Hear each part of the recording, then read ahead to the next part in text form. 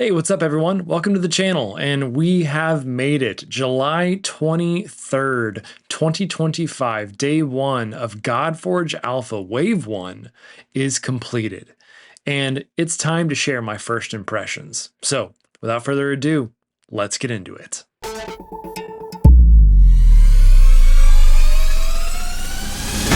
3 p.m. UTC on July 23rd hit everyone with lots of refreshed browsers, waiting on emails, and hoping for that one particular invite to come in their mailbox. And let me tell you, it took longer than some of us wanted. But you know what? That's what happens when you're releasing a product for the first time, and Fateless handled it really well. The team was active on Discord, constantly communicating, all hands on deck, and even Hell Hades was getting his hands dirty and communicating and sharing information with all of their community when it came to what was needed.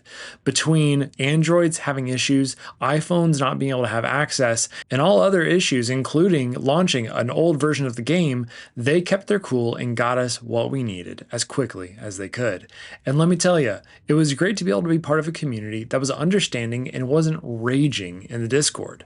Between everyone asking how many times emails were going to be sent or anything like that, it was great to be able to see people step in and just simply remind folks that the email was coming and that they were going to get their link to download and they're going to be able to play at that time. So, man, as being a member of this community, thank you to everyone who was a part of yesterday. And thank you to Simon and the team for all that they did.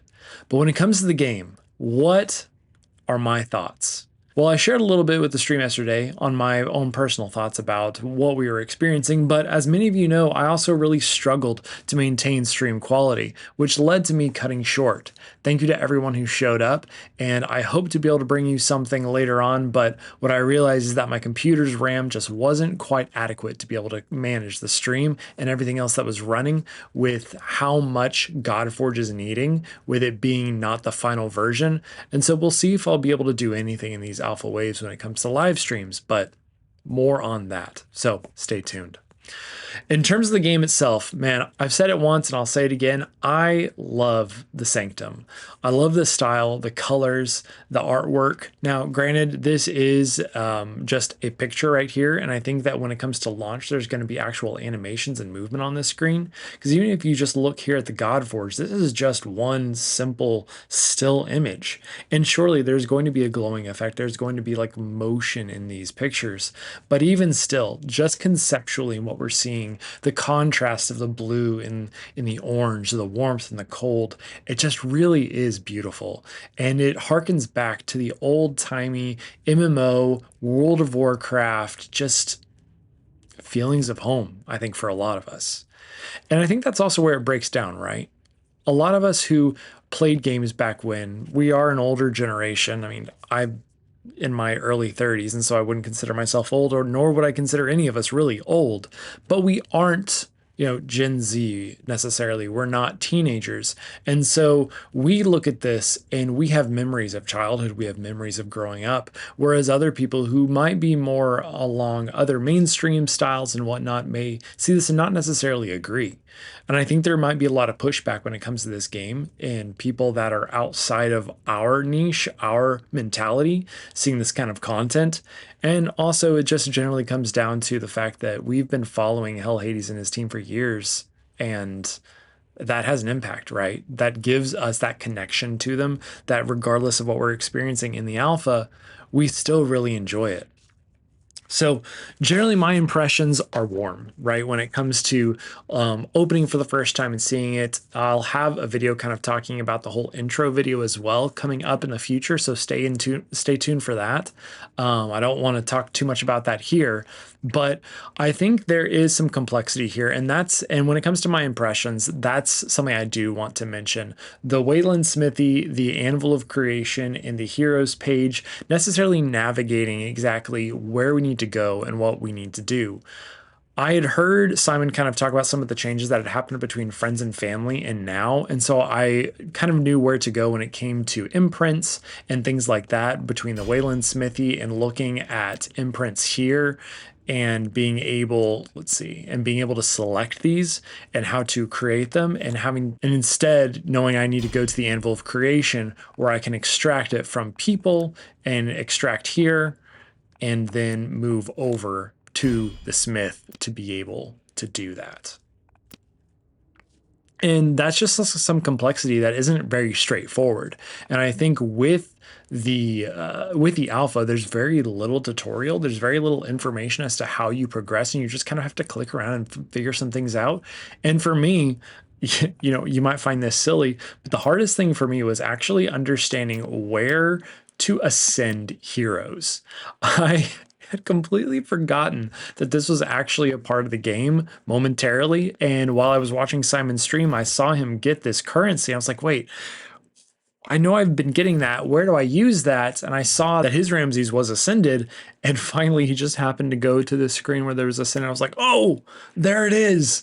So I think when it comes to this, and please leave a comment down below if I'm even missing, there might be another route to this ascending page. Let me know. I might be missing something. I'd love to be able to know a faster way to get there. But as far as I understand, that's how you do it.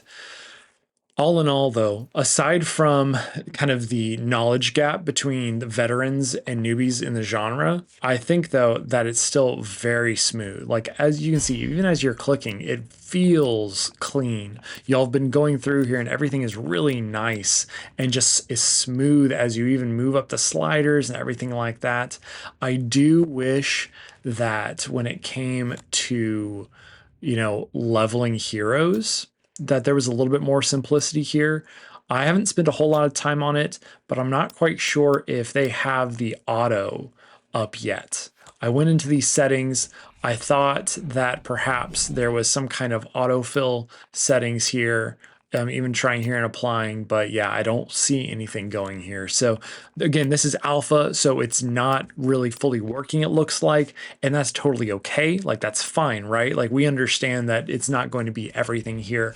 It would have been nice to be able to experience that because we are really leveling a lot. And frankly, you know, Simon has been saying, you know, core gameplay loop a lot, and leveling heroes is a core gameplay loop. It would have been nice to be able to experience what they hope to.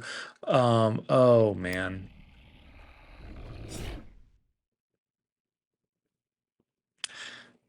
All right, guys, I'm gonna leave that in the video because it's too good. Oh man, I can't wait to see how many comments are left about that autofill button before I actually get to this part of the video. But you know what? This is just my live impressions. So there you go, guys. I'm not cutting that out. Wow, that's too good. Just kidding. Core gameplay loop that the autofill is right there, plain and simple, right in front of my face. If it was a snake, it would have bit me. However, that does kind of go back to the idea that without the tutorials, which I'm sure there will be at launch, there are a lot of just little things that are easy to miss. That's okay right now, but it is a true aspect. So general navigation has been really great. The main issue that I've had, especially with some of the challenges, is understanding factions. In fact, I will shout my bro Raven Pyros out. RavenPyros.com. I'll put a link down in the description. Is a great resource for looking at factions and heroes and where they are. He's been doing a ton of work. In fact, has been doing some really incredible things to get resources for us as a community out there. So check the link down below. Check out his website. Really solid dude. Check out his channel as well. I'll link that. I like him a lot. So really, really great and helpful. That helped me clear one of the challenges, actually going to his website and being able to figure out exactly what heroes I had that were in various factions. And so I would say that's kind of like the most difficult part. And Simon himself said today that that's just not something that was working in this stage of the alpha. I would highly anticipate that that will be live for Wave 2. Maybe not, but I would be surprised if it wasn't. So you're gonna see a little bit of my roster here, and you know it's fun, right? I know a lot of us got Raw, but I also got Bastet, I think is the proper way to pronounce her, and they actually combo together, which is a lot of fun. There's gonna be another video of mine that's going to be coming out about them, which is really exciting. So stay tuned for that.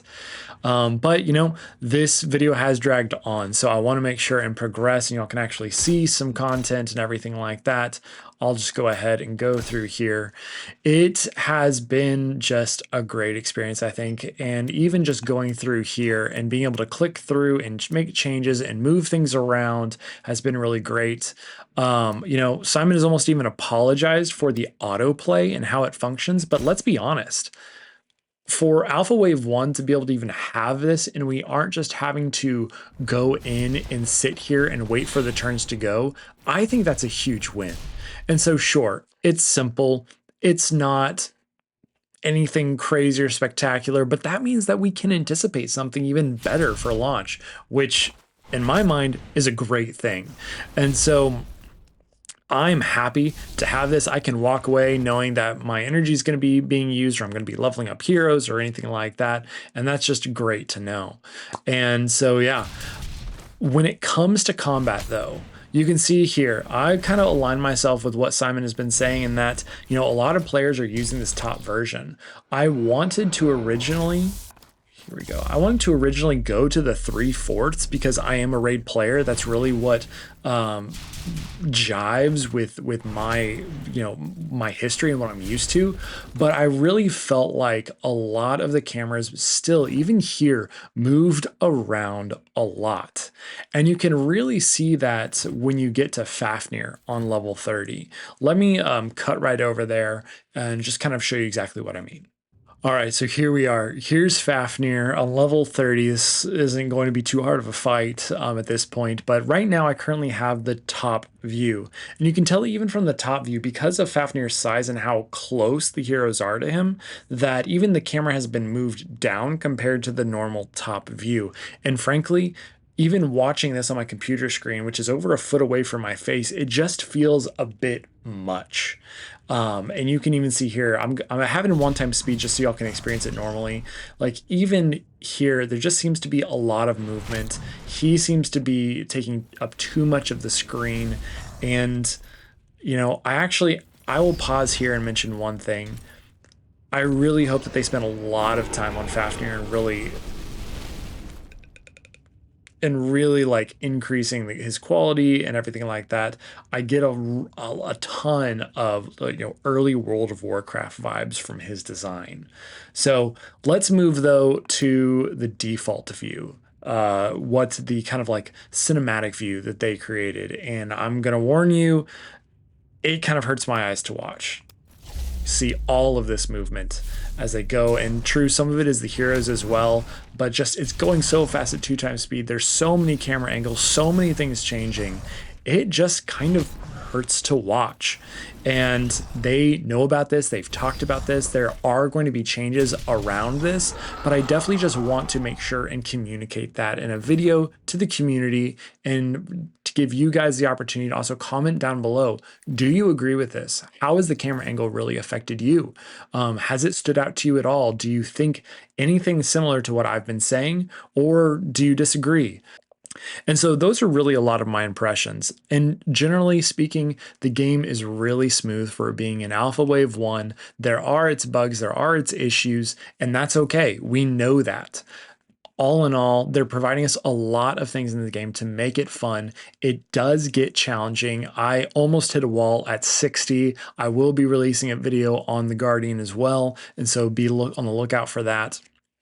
But it's really starts to ramp up in the 50s and 60s and gets harder and harder. I'm nowhere near the top of the competitors. I have a lot of other responsibilities that keep me away from being able to really invest there, but I'm going to be pushing hard, doing a lot of content to provide for you guys. Let me know down below in the comments, what is it that you are most interested in when it comes to Alpha Wave 1? I'd love to create more and more content for you guys, and I'm just really looking forward to being able to do that.